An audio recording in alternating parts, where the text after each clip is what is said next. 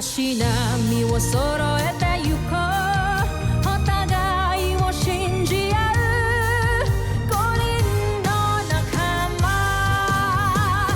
まるでスファイブに預けた命飛ぶぜ宇宙の果てまでもみんなの笑顔も近い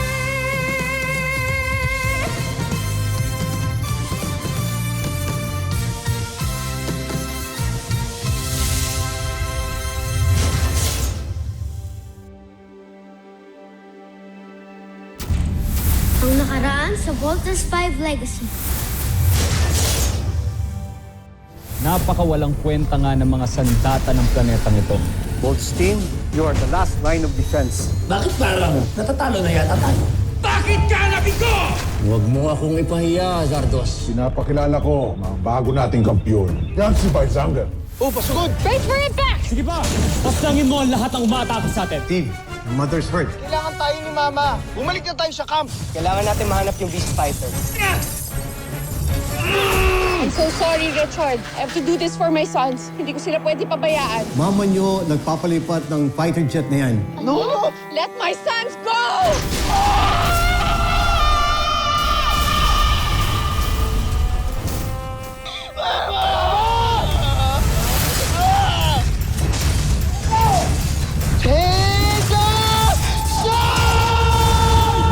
Pangalawang pagkakataon. Muli ninyo akong binigo! Alis na ako dito sa camp. Wala na akong reason pa para magstay dito. Ba't di ka magpa-comfort kay Jamie? Total, may gusto ko naman pala sa kanya, di ba? Mahusay at ginawa mong iniutos ko sa'yo. May paraan na para malaman natin kung sino ang 5 piloto ng Voltes 5. Akala ko ba nag-quit ka na? A girl can change her mind. Lalo na kaya lang naman ako umalis dito sa camp is because may kinaiiritahan ako. Last I heard kasi parang masaya naman na siya na single ulit siya. So ano pang babalikan mo? Hindi ka iniwan ng nanay mo at hindi niya nabando ng tatay. Hindi masamang ina ng nanay mo. Namatay siya dahil sa pagmamahal niya sa iyong ama. So sana mag-sorry sa inyo, pati sa mga masasabang nasabi ko sa mama niyo. Naiinggit kasi ako sa inyo. Lagi ko kasi nakikita kung gaano ka-ideal na mother si Mrs. Armstrong. Kagaya rin pala ng mama niyo yung nanay ko. Pareha silang nag-sacrifice ng buhay nila para maligtas ang family nila. Sorry talaga, and I hope maging okay na tayong lahat.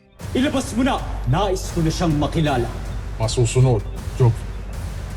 Nais kong ipakilala sa inyo si Gardo, ang aking magiting at mahusay na Beast Fighter. Anong laban ni Gardo kay Voltes 5 na may laser sword? Si Gardo ay nilahukan ko ng pamamaraan ng samurai. Kaya't mas biyasa siya sa paggamit ng espada. Nalingid sa kaalaman ni Voltes 5. Maging ang kanyang laser sword ay walang magagawa laban kay Gardo. Gawa sa Gilamaano ang kanyang espada. Kilamaano, isa sa pinakamatibay na bakal sa buong kalawakan. Siyang tunay, Jomfre. Mas matibay pa ito sa bakal na ginamit kay Voltes 5. Kaya't sinisigurado ko, hindi na niya tayo matatalo. At hindi lang yon. Ang selula na ginamit ni Draco na ilalagay sa utak ng Beast Fighter na si Gardo ay ang siyang mas lalong magpapagaling sa kanya sa paggamit ng kanyang espada. Kahusayan na tiniyak kong mas hihigit pa kay Voltes 5. Mukhang si Gardo na nga maghahandog sa atin ng tagumpay, John. Aasahan ko ang tagumpay, Gardo! Ipaglaban mo ang karangalan ng buwan!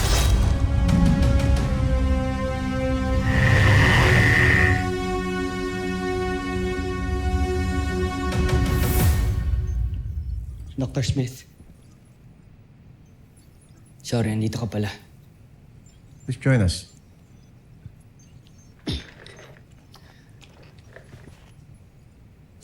Tinuturuan lang ako ni Dr. Smith magkinsugi. Pero if kailangan mo siya kausapin, pwede naman ako na. Stay. Baka kailangan mong marinig tong sasabihin ko.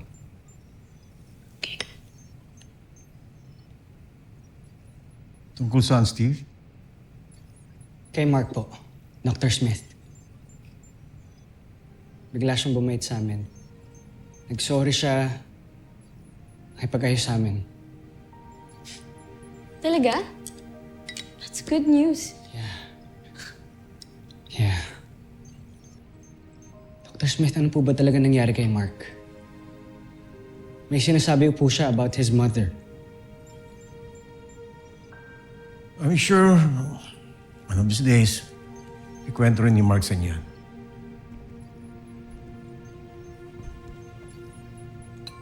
Huwag na sa akin manggaling.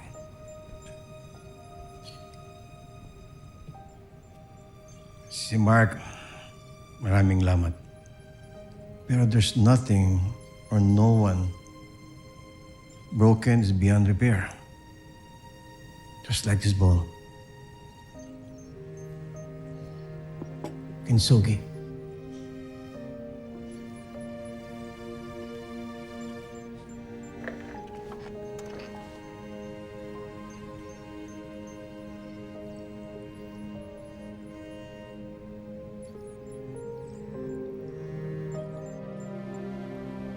Grilled chicken, burger steak, and spaghetti. Okay naman na siguro yun, no? Do, order mo pa lang yun. Akin nga taco salad lang, di ba? Mukhang ma-enjoy mo lahat ng mga in-order mo na food kasi ang dami-dami nun. Eh, wala bang ganun sa camp? Rob, siyempre meron kaming kantin, tapos marami din kaming mga pagkain doon. Alam mo kung ano yung kulang? Ano? Di ikaw. Ang galing-galing ng bola, ha?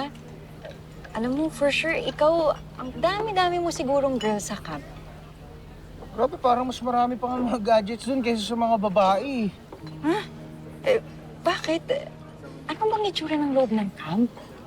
Kasi alam mo, mula bata pa lang ako, pinangarap ko nang makita yung loob nun. Pero until now, hanggang labas lang ako ng camp. Alam mo, matutupad na yung pangarap ko na yan. Dadaling kita sa camp. Os, pwede ba ako dun? Oo naman. Basta kasama ako. Malakas ako dun. Tsaka, lakas ka sa akin eh. Promise yan, ha? Oo, promise.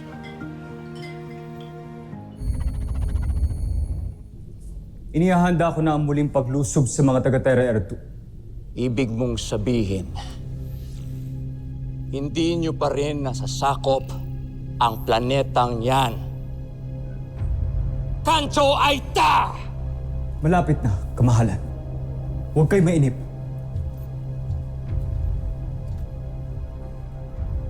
Kaliit-liit na planeta. Hindi nyo matalo. Anong klaseng pinunong mananakop ka, Zardos? Ginagawa ko ang lahat ng aking makakaya. Kung ginagawa mo ang lahat, matagal nyo na sanang nasakop ang Terra Air 2. Naiinip na ako.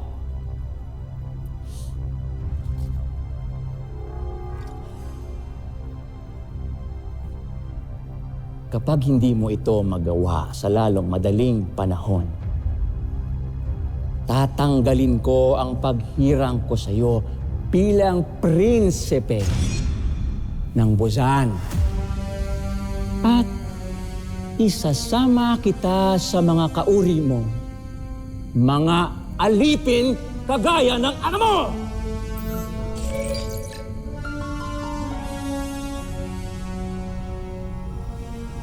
Kinumpara na naman ako ng emperador kay Hrothgar. Ito na ang huling beses mangyayari. Pinapangako ko.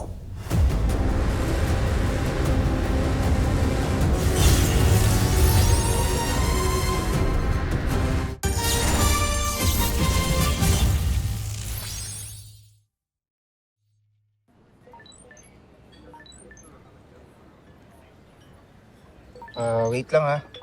Kailangan ko sagutin to eh. Sige, balikan ko yung drinks natin. Hello, kuya. Malis ka na naman ng di nagpapaalam, ha? Nasaan ka? May kasama ako. Yung kinikwento ko sa'yo nung nakaraan. So, nakikipag-date ka pa ngayon? Big Bert, may training tayo. Huwag mong sayangin yung pagkamatay ni Mama, ha? Oo na, sige na. Just give me 2 hours, okay? What? Anong 2 hours? Bumalik ka na ngayon, ha? Hello? Masyadong malakas yung daming mga nag-scooter dito eh. Chappy ka, hello? Alam kong naririnig mo ako. Ngayon, kung hindi ka babalik, ire-report kita. I mean it. Okay, sige. Bye-bye. Uy, ready na yung drinks natin. Sino yun? Parang nagkainisan kayo ah. Hindi, wala yun. Kapatid ko yun. Ganun lang talaga kami mag-usap. Tsaka huwag mo naintindihin yun. Balik tayo. Sige.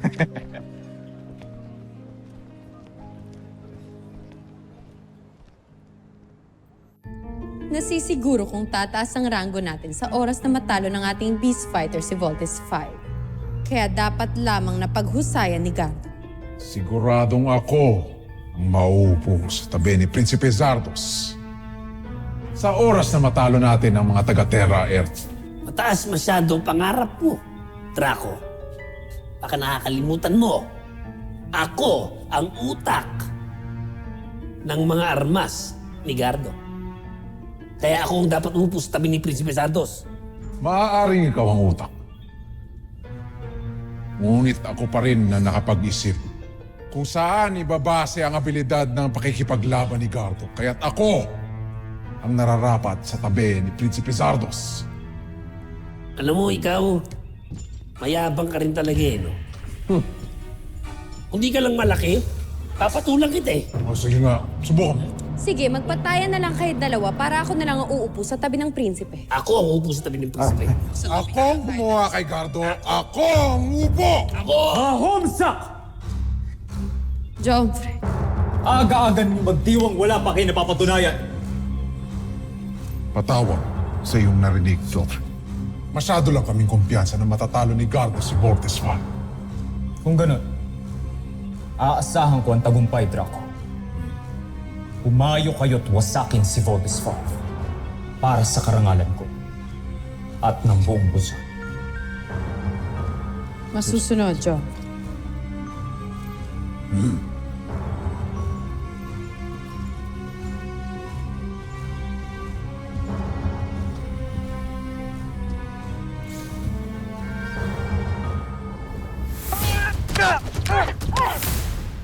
Parang naninibago ata ako sa'yo ngayon.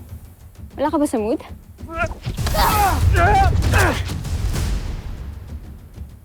Paano ba naman ako gaganahan? Kalagitnaan ng date namin ni Judy, pinauwi ako ni Kuya. So, ibig sabihin, pwede akong manalo today. Siyempre, hindi ako magpapatalo sa'yo. Jamie Robinson.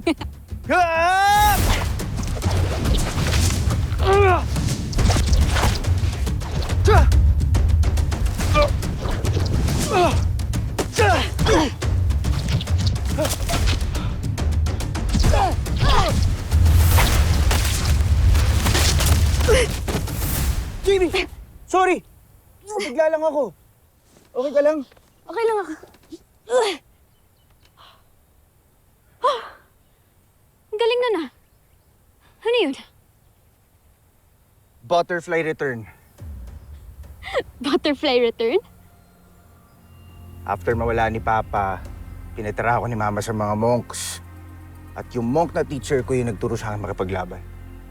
Ang butterfly return ng isang technique na tinuro sa akin. It's interesting, ah. Ano? Turo mo sa akin? Hindi naman pwedeng hanggat di mo ako napapabagsak eh. Ganun, ah. Yun lang naman pala eh. Let's go!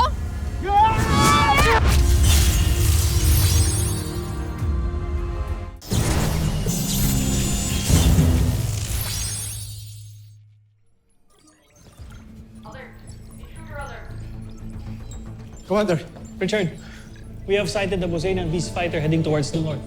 Papuntang general direction ng Camping Falcon. What? Sound the alarm. Call the Voltes 5. Makatake ng mga Bosanian.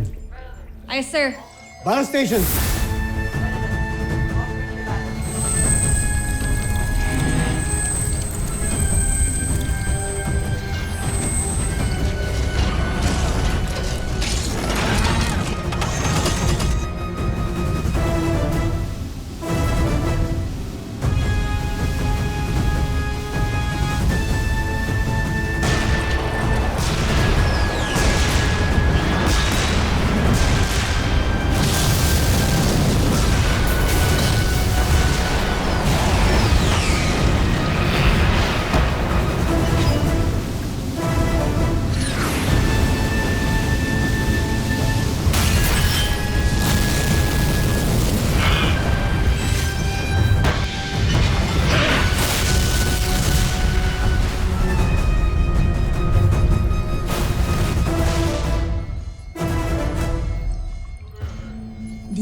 kinagasgasan.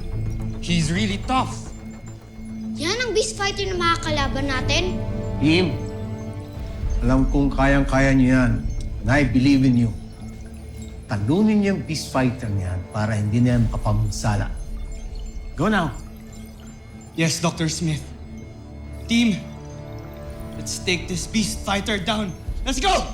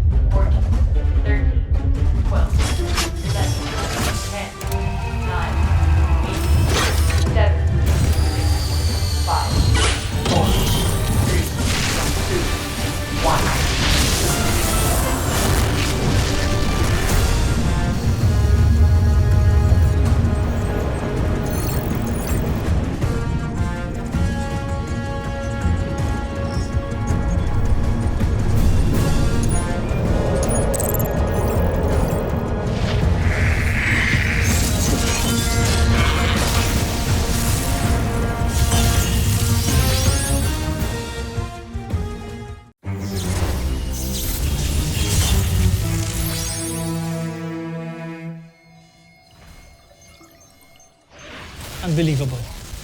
Akala ko malakas ng mga pinadala ng mga kalaban. Hindi pa pala. Tignan mo, parang naglalaroan lang tayo.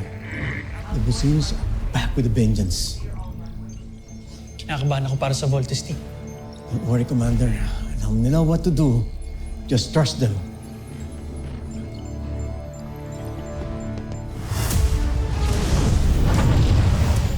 Ayun! Ayun yung beast fighter! Little John, kung masyado ma-excite. Kakaiba tong beast fighter na to, ah. Hindi siya in the form of an animal, para siyang humanoid. Team, I'm sure pareho lang yan sa mga unang beast fighters na pinadala ng mga aliens. So there's nothing to be frightened about. Kaya atakihin na natin yan. Pasakin na natin ang sangyan. Get ready. Commit! Cruiser missiles!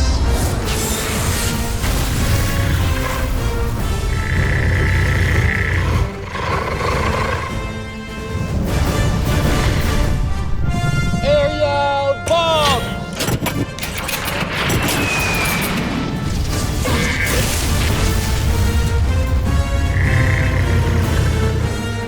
Frigate missile!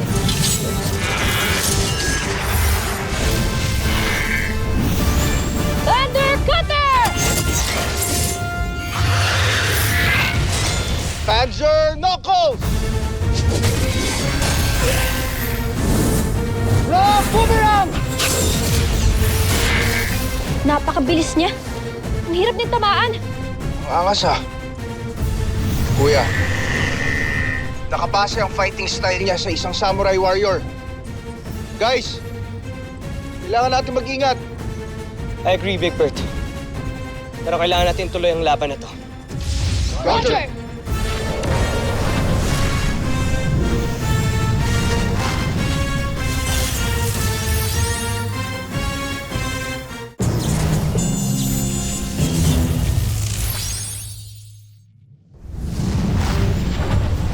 Team, tapusin na natin to. Ayoko nang may madamay pang iba. Get ready. V formation now!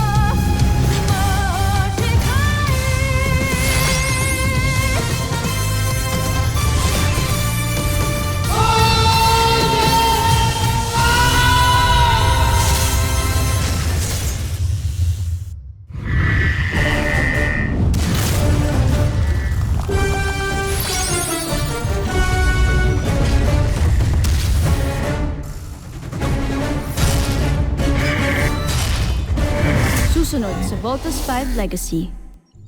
Ibig kong tiyakin na hindi na tayo madadaig. Yevado, aking spoon. Mukhang inaral ng kalaban ng Voltus 5. Halos pantay na ang technical stature at ang battle profile nila. Ano pa pong lamang ng Voltus 5 dyan? Puso, Ana. Puso. Paklasa yung espada niya. Nadami siya tayo. Ka na, kuya! Tumakas na tayo! Meron ako naiisip na plano para matalo natin siya. Alright, team. Let's vote out. Huwag mo na hayaan makatakas pa ang mga yan, Gardo! Tigilan mo muna si Voltes 5. Joe! Gawin mo ang una kong plan. Atakihin ang kampo. Matatalo natin yung Beast Fighter na yun once gamitin natin yung laser sword. Pointless yung laser sword natin kung maka-counter-attack niya yun. So what do we do now? Ang kampo ang utak na nagpapatakbo kay Voltes 5. Ito ang dapat nating pinubuksan. Where's the location of Voltus 5? Kapag nilabas ng Beast Fighter, yung katana sword niya, may expose yung weakness niya. At kapag nangyari yun, gagamitin natin ang butterfly return technique. Kuya, kaya mo yun. Kaya mo yan.